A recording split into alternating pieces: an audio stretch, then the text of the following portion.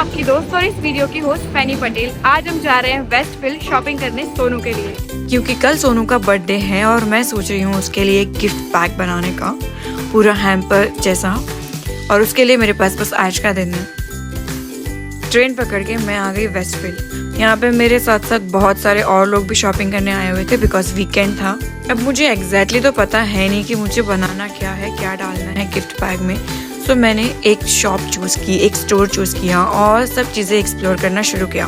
अब being an girly, उसके लिए चीज़ें चूज़ करते करते मुझे यहाँ पे अपने लिए भी चीज़ें पसंद आने लग गई। लेकिन मैंने अपने आप को समझाया कि आज मेरे लिए नहीं, सोनू के लिए शॉपिंग करनी है। तो यहाँ पे आने के बाद मैंने डिसाइड किया कि एक क्यूट सा कॉम्बो बना सकते हैं कि कुछ स्किन केयर के प्रोडक्ट्स ले ले, कुछ मेकअप के प्रोडक्ट्स लेके। तो उसके लिए मैंने चीज़ें ढूंढना शुरू किया और यहाँ पे ट्रस्ट में उस चीज़ों का खजाना था। शुरुआत में मैंने ये सारे स्क्रब्स देखे जिनकी पैकेजिंग मुझे बहुत क्यूट लगी। ये स्ट्रॉबेरी वाला, उसके बाद ये वाला पॉड में बहुत ज़्यादा क्यूट लग रहा था।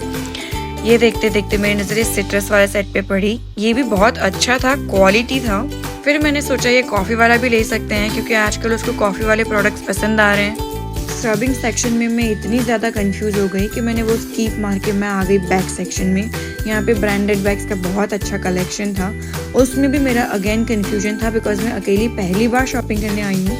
मुझे समझ नहीं आ रहा है कौन सा वाला चूज़ करूँ, कौन सा नहीं। एट दी एंड आपको पता चल जाएगा मैंने कौन सा वाला चूज़ किया। लेकिन ऑनेस्टली मुझे मेकअप बैग्स के सारे ऑप्शंस पसंद आए थे जो भी गैस मॉडल्स में अवेलेबल थे। उसके बाद मैं डिसाइड करती हूँ कि क्यों ना सोनू के लिए एक ड्रेस ली जाए, पार्टी वेयर या फिर बीच वेयर काइंड ऑफ। और उसके लिए मैंने शॉप्स एक्सप्लोर करना शुरू कर दिया। बट यहाँ पे उसकी साइज़ में अच्छी कोई भी ड्रेस अवेलेबल नहीं मिल रही थी मुझे। I visited Zara showroom. Zara में भी इतने प्यारे प्यारे ड्रेसेस थे बट लास्ट साइज़ मेरी थी, वो भी किसी में ही अवेलेबल थी, सारे ड्रेसेस में अवेलेबल नहीं थी। मैं इतना डिसअपॉइंट हुई थी ना। लास्ट टाइम मैंने जब ज़ारा से शॉपिंग किया था मुझे वहाँ की ड्रेसेस इतनी प्यारी लगी थी और मुझे फिट भी हो गई थी। सो मैंने सोचा कि इस बार भी कुछ ऐसा मैं को पसंद कर लूँगी और मिल जाएगा, बट ऐसा नहीं हुआ। तुम लोग प्लस साइज गर्लीज के लिए प्लीज़ ड्रेसेस बनाओ प्लीज़। उसके बाद मैंने एक स्टोर में एंट्री ली जहाँ पर सारे साइजेस में ड्रेसेस अवेलेबल थी, पर मुझे लॉन्ग ड्रेसेस कुछ ज़्यादा पसंद नहीं आ रही थी। बहुत सारे ऑप्शंस थे, बहुत ज़्यादा वैरायटी थी, पर कुछ ज़्यादा पसंद नहीं आ रहा था मुझे। सारे लॉन्ग ड्रेसेस चेकआउट किए मैंने, कुछ मज़ा नहीं आया मुझे। मेरे काइंड ऑफ नहीं थे और एटलीस्ट मुझे पसंद नहीं आ रहे थे। फिर मेरी नज़र पड़ी ये मिनी ड्रेसेस पे। इनके सारे ही ऑप्शंस इतने प्रिटी थे, मुझे सब पसंद आए। मैंने ट्रायल किए और उसमें से बेस्ट सिलेक्ट की सोनू के लिए। ड्रेस की शॉपिंग ख़त्म होने के बाद मैंने थोड़ा सा पॉज लिया, मॉल में देखा कि और क्या ख़रीद सकते हैं और कहाँ से ख़रीद सकते हैं। पूरा मॉल अच्छे से देखा, एक्सप्लोर किया। बहुत बड़ा मॉल है, बहुत सारी शॉप्स हैं। बहुत सारी शॉप्स मैंने एक्सप्लोर भी की। जहाँ मुझे जाने जैसा लगा वहाँ मैं गई, काफ़ी चीज़ें देखी। सारी चीज़ें देखने के बाद कुछ सिलेक्टिव चीज़ें थी जो मैंने चूज़ करी। I wanted to gift her red lipstick, उसको बहुत पसंद है। 3 शॉप विजिट करने के बाद मुझे फाइनली यहाँ से उसका शेड मिला। अब जिस गिफ्ट बैग के लिए ड्रेस सिलेक्ट की हो उसमें ज्वेलरी ना हो ऐसा तो हो ही नहीं सकता। तो हम आ गए लविसा में। यहाँ पे मैंने ज्वेलरी एक्सप्लोर करना शुरू किया। कुछ मिनिमलिस्टिक ही लेना था मुझे और यहाँ पर वैसी ज्वेलरी के बहुत सारे ऑप्शंस अवेलेबल हैं। इनका सेकेंड फ्लोर पे भी है और ग्राउंड फ्लोर पे भी है।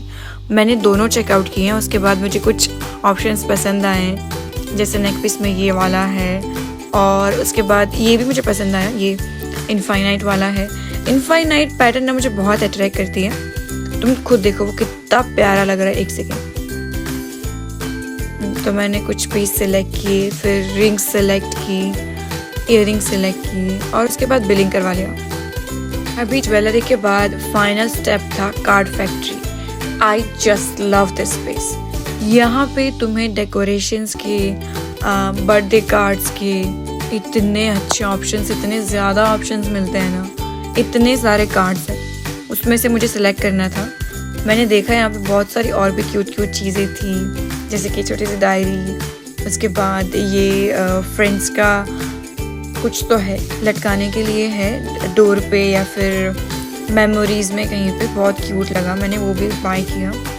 उसके बाद मैंने 3 कार्ड्स बाय कर लिए जो मुझे बहुत प्रिटी लगे, उसमें से एक दूंगी उसको पर 3 बाय किए।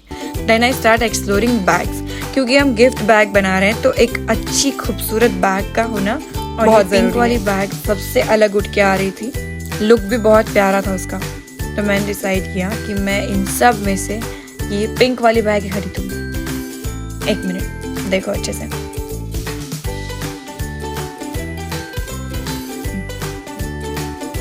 ये देखो है ना प्रिटी। ये वाली बैग फाइनल की हमने। बैग और बाकी सारी चीज़ें का बिलिंग करवाने के बाद मैंने कैफ़े से केक भी ले लिया ऑन द वे, और उसके बाद अब चल रहे हैं हम घर की तरफ। गिफ्ट बैग को चूज करने में मैंने 6 घंटे मॉल में बिताए।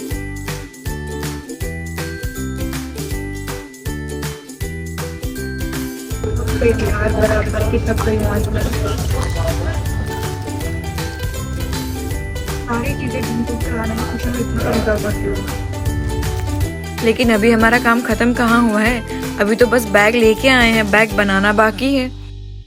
तो उसके लिए मैंने बैग में बहुत सारा पेपर श्रेड भर दिया कलरफुल वाला। उसके बाद इसमें हम एक एक आइटम रखना शुरू करेंगे।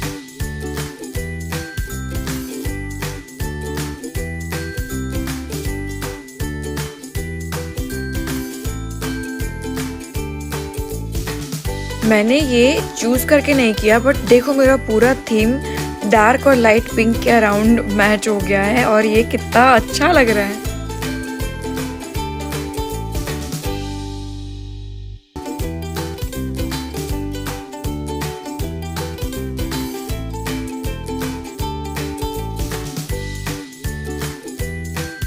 बैग को खरीदने के साथ साथ उसको अच्छे से अरेंज करना भी बहुत इम्पोर्टेंट होता है, वरना उसका जो हैम्पर वाला लुक होता है, गुडी बैग वाला लुक, वो निखर के नहीं आता। और मेरे को ये चीज़ बहुत अच्छे से आती है, तो मैंने पूरा बैग एकदम अच्छे से अरेंज कर दिया है, जिससे ये पूरा ऐसा हैम्पर बैग, बर्थडे बैग जैसा लग रहा है।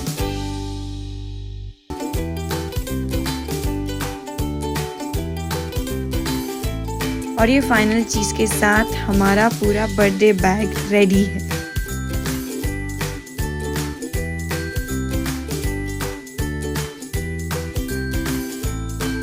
अरे मेन आइटम तो बाहर ही रह गया, बर्थडे कार्ड डालना ही भूल गई मैं। इन दोनों में से कौन सा ज़्यादा बेटर रहेगा? उसको बटरफ्लाई ज़्यादा पसंद है, तो let's go with this.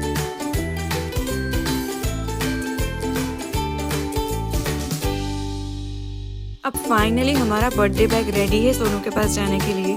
Sonu का इस पे क्या रिएक्शन है वो मैं पार्ट 2 में दिखाऊंगी। So don't forget to subscribe. आओ जो।